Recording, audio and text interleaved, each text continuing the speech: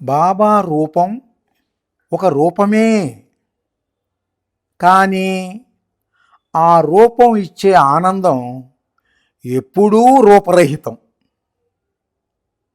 ఆనందానికి నీవు ఏ రూపాన్ని ఇవ్వగలవు?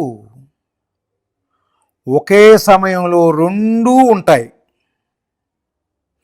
నీవు బాబా కేసి చూసినప్పుడు నీకొచ్చే ఆనందానుభూతి రూపరహితం.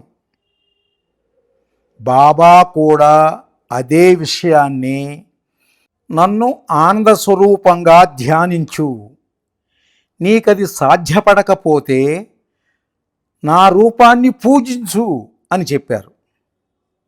కానీ నీవు రూపం మీద దృష్టి నిలపగానే మళ్ళా ఆనందాన్నే ధ్యానించడం మొదలవుతుంది. అదే మరి బాబా అంటే.